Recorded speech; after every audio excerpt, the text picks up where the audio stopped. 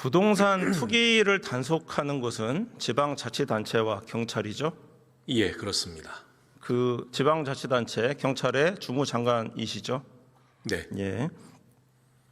이재명 대통령은 부동산 투자 투기하며 또 연장하겠지라는 부당한 기대를 가진 다주택자보다 집값 폭등에 고통받는 국민이 더 배려받아야 합니다라고 강조를 했습니다.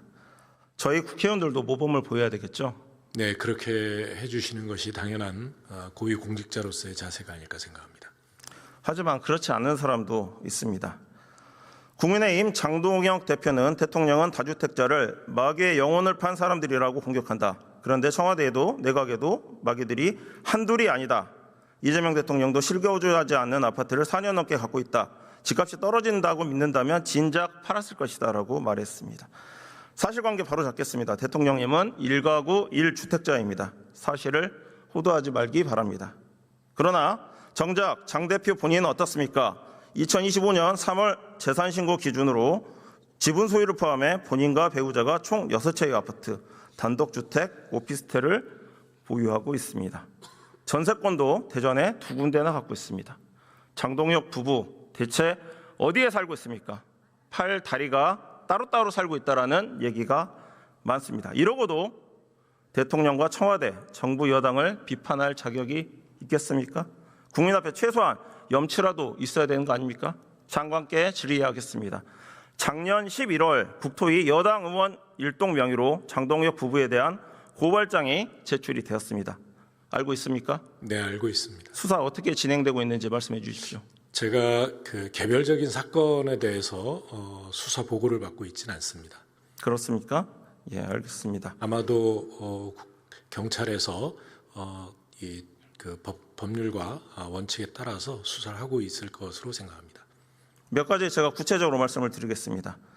서산 대상 당진강 고속도로는 2019년 9월 설계를 시작했고 2022년 2월에서 12월 타당성 재조사를 실시했고 23년 11월 착공했습니다. 그런데 2022년 10월 장동혁 대표는 보궐선거로 의원이 되자마자 예결위, 그것도 예결소위위원으로 선임됐습니다.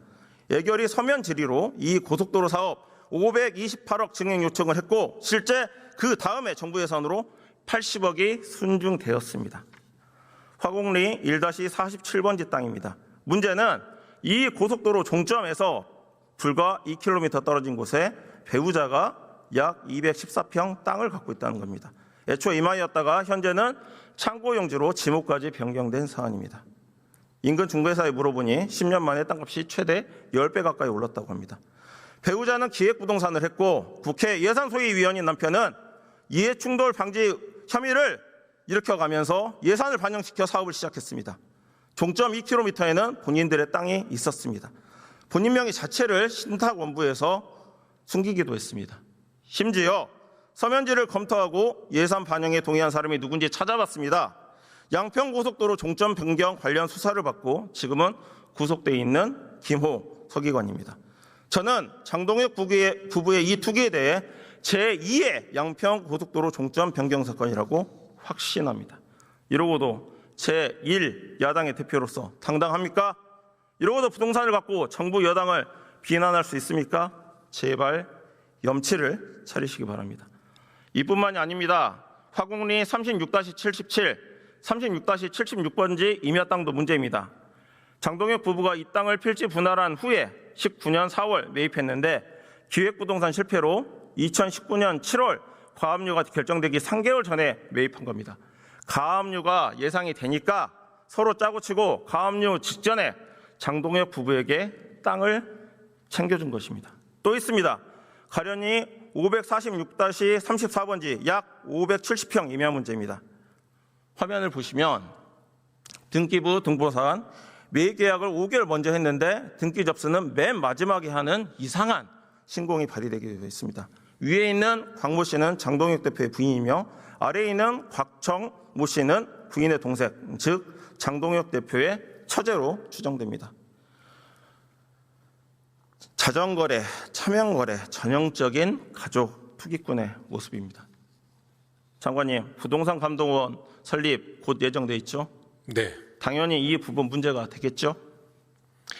예, 부동산 감독원은 수사를 하는 곳은 아닙니다만 이런 불법 행위에 대해서 조사하고 사법 처리를 요청할 수 있으리라고 봅니다. 어제 한동훈 전 대표의 토크 콘서트 있었죠? 티켓 가격 보셨습니까? 예, 들어서 알고 있습니다. R석이 79,000원, S석이 69,000원이었습니다. 토크 콘서트 제가 가봤을 때는 10,000원 또는 15,000원 정도였습니다. 차이가 많이 나죠? 정치자금법 위반 소지가 크다라고 합니다. 관련해서 엄밀하게 검토해서 선거법 적용해야 되지 않겠습니까? 정치자금법 위반 여부 확인해야 되지 않겠습니까? 네, 지금 말씀해 주신 이 고위공직자 또 지도적 정치인들의 이 불법 행위에 대해서는 지위 고하를 막론하고 선거법 위반, 정치자금법 위반 또는 부동산 실명거래법 위반 등등 부적절한 행위에 대해서는 적절한 수사가 있어야 된다고 봅니다.